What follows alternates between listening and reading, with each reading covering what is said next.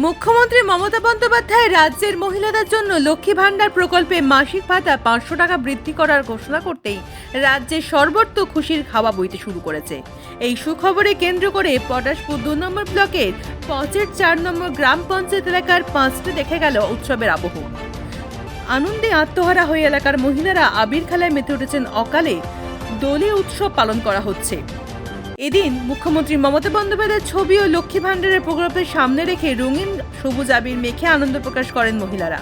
একে অপরকে আবির মাখিয়ে শুভেচ্ছা জানাতে দেখা যায় তাদেরকে। কেউ কেউ আবার মমতা বন্দ্যোপাধ্যায়ের ছবিতেও লক্ষ্মীর ভাণ্ডারের আবিরে ভরিয়ে দেন।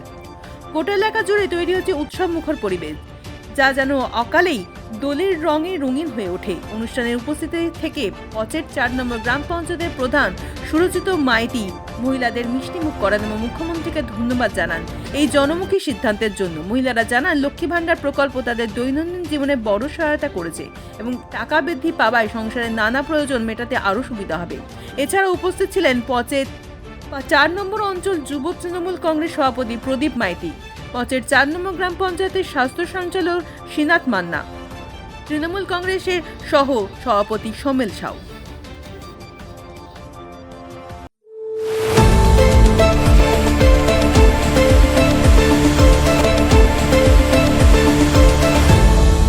আপনারা দেখছেন এই বেলা বাংলা, শিরোনামে সবার আগে।